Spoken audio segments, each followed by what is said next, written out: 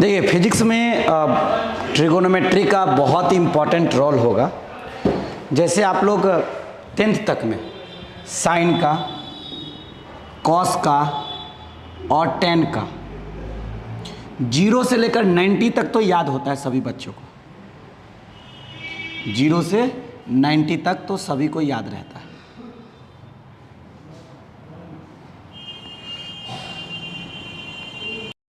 चलिए आज हम लोग बेसिक मैथ्स में ट्रिगोनोमेट्री देखते हैं, ठीक है। ट्रिगोनोमेट्री में क्या देखेंगे हम लोग, जैसे देखो 0 से लेकर 90 तक में सभी बच्चों को याद रहता है, लेकिन फिजिक्स में साइन 120 का भी वैल्यू चाहिए, है ना।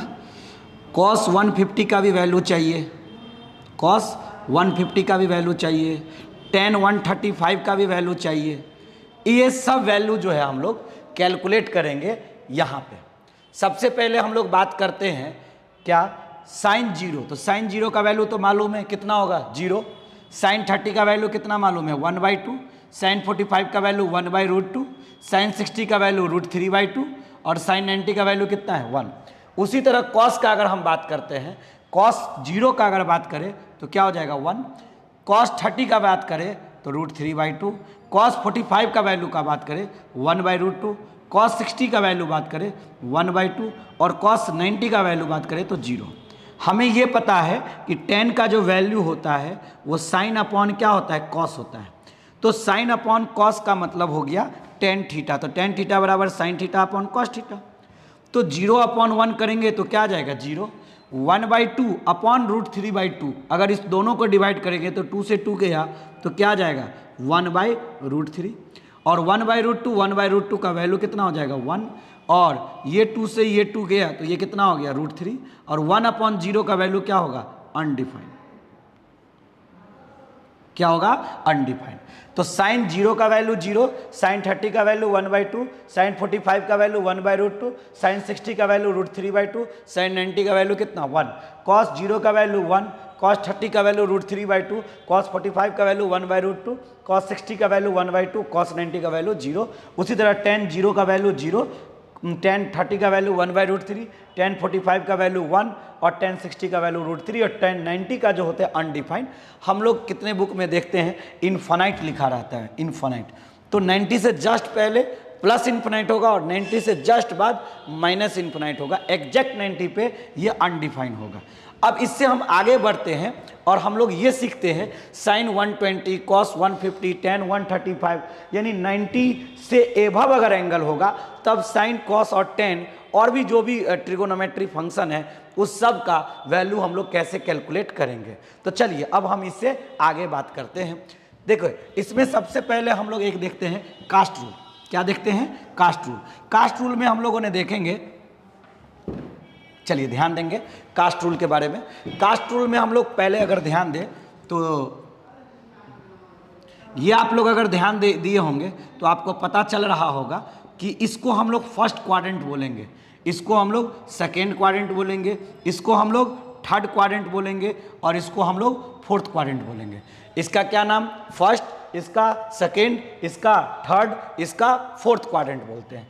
अब अगर हम इससे ऊपर गए, देखो ये स्टार्ट होगा 0 से, तो 0 गए तो यहाँ पर क्या हो जाएगा 0 + थीटा। इससे नीचे गए तो क्या होगा 0 - थीटा। अब अगर आप देखेंगे कि यहाँ से यहाँ एंगल घूम गया, ये बताइए ये एंगल कितना घूम गया। तो ये एंगल घूम गया 90। कितना घूम गया 90। तो 90 अगर घूम गया तो बताइए 90 से इधर अगर आएंगे तो ये कितना हो जाएगा 90 - थीटा। इधर अगर गए तो क्या हो जाएगा 90 + थीटा। उसी तरह ये ऐसे अगर हम घूम गए तो ये हो गया 180। क्या हो गया 180। तो ये अगर ऊपर गया तो ये क्या हो जाएगा 180 - थीटा और नीचे गए तो क्या हो जाएगा 180 + थीटा। उसी तरह यहाँ अगर गए, ये अगर आप देखेंगे तो 270 हो गया 270 डिग्री। तो इधर जाएंगे तो 270 माइनस कितना होगा थीटा और इधर जाएंगे तो 270 + क्या हो जाएगा थीटा। उसी तरह अगर हम एक कंप्लीट चक्कर लगा लेते हैं तो 360 यानी 360 डिग्री होगा। तो इसके अगर ऊपर जाएंगे तो कितना हो जाएगा 360 + थीटा और इससे अगर नीचे जाएंगे तो कितना हो जाएगा 360 - थीटा। तो याद रखेंगे फर्स्ट क्वाड्रेंट का अगर बात किया जाए तो फर्स्ट क्वाड्रेंट में कौन कौन आया सो याद रखेंगे। 0 + theta, 360 plus theta, 90 minus theta. Second quadrant में कौन कौन आया, तो 90 plus theta, 180 minus theta. Third quadrant का अगर बात करें तो 180 प्लस थीटा, 270 माइनस थीटा, इधर ध्यान देंगे आप लोग। और इधर इसी तरह फोर्थ क्वाड्रेंट में 360 माइनस थीटा, 0 माइनस थीटा और 270 प्लस थीटा, ये हो गया।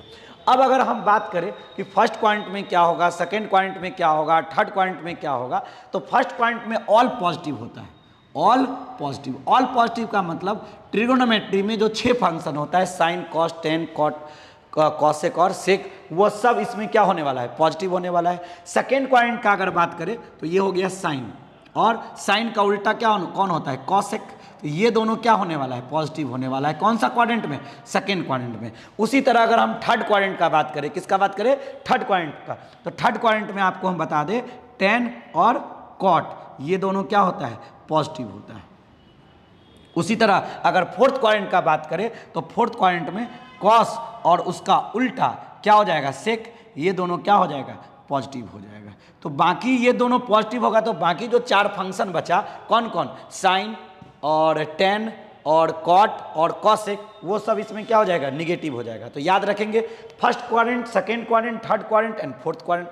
फर्स्ट क्वाड्रेंट में ऑल पॉजिटिव, सेकेंड क्वाड्रेंट में साइन और कॉसेक पॉजिटिव, थर्ड क्वाड्रेंट में टेन और कॉट पॉजिटिव, फोर्थ क्वाड्रेंट में कॉस और सेक पॉजिटिव। ये चारों का चारों हम लोग बात कर रहे हैं। फर्स्ट क्वाड्रेंट में ऑल पॉजिटिव, सेकंड क्वाड्रेंट में साइन और कॉसेक पॉजिटिव, थर्ड क्वाड्रेंट में टेन और कॉट पॉजिटिव और फोर्थ क्वाड्रेंट में कॉसेक और सेक पॉजिटिव। अब अगर हम बात करें तो यहाँ पर तो याद रखिएगा, देखिए